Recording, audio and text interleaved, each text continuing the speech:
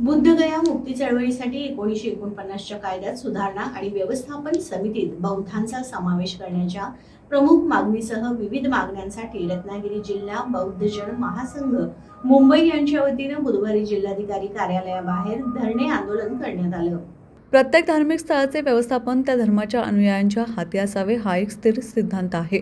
त्यामुळे बुद्धगया महाविहाराचं संपूर्ण प्रशासन बौद्ध समाजाच्या ताब्यात दिलं जावं आणि व्यवस्थापन समितीतील सर्व प्रतिनिधी बौद्ध असावेत। बुद्धगयाच्या प्रशासनात पारदर्शकता आणि जबाबदारी प्रशासनातील कार्यपद्धतीत पारदर्शकता आणि जबाबदारी सुनिश्चित करण्यासाठी नवीन तरतुदी लागू कराव्यात। बुद्धगयाच्या ऐतिहासिक आणि धार्मिक महत्त्वाचं संरक्षण करण्यासाठी विशेष तरतुदी लागू कराव्यात। बुद्धगयाच्या संवर्धन आणि विकासामध्ये स्थानिक बौद्ध समुदायाचा सक्रिय सहभाग सुनिश्चित करणाऱ्या आवश्यक तरतुदी समाविष्ट कराव्यात।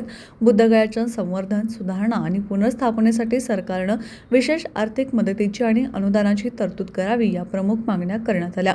यावेळी सभापती वी. ल. मोहिते, उपसभापती डॉ. संजय कांबे बापेरकर, अध्यक्ष विठोबा पवार, सरचिटणीस चंद्रकांत तांबे, खजिनदार देवराज तांबे, ग्रामीणचे अध्यक्ष प्रीतम रुके, उपाध्यक्ष सिद्धार्थ सावंत, सरचिटणीस संदेश पवार आदी पदाधिकारी उपस्थित होते।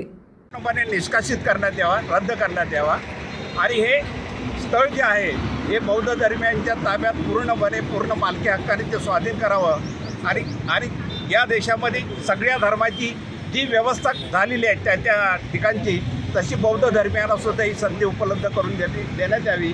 एक भारतीय नागरिक आणि बौद्ध धर्माचा उपासक किंवा बौद्ध धर्माची संस्कृती संवर्धन टिकवण्यासाठी भारतीय संविधानाच्या अधीन 25, 26, 14 आणि 13 या कलमाखाली अनुच्छेदाखाली हा हक्क बौद्धांचा आहे आणि या दृष्टिकोनातून हे आंदोलन यशस्वी झाल्याशिवाय थांबणार नाही अशी एक निग्रहाची ही लढाई सर्व देशामध्ये सर्व ठिकाणी चालू आहे। जागतिक स्तरावर याला फार मोठं पाठबळ मिळालेलं आहे।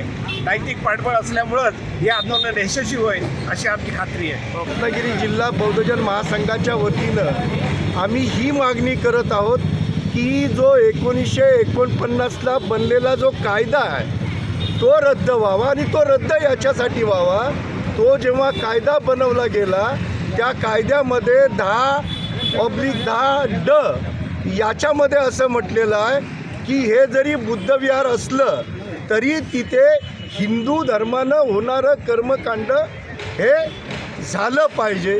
आता आपण विचार करा, आपण एक लक्षात घ्या, मुस्लिमांच्या याच्यामध्ये मस्जिदीमध्ये इतर धर्माचा कुणी दिसतो का?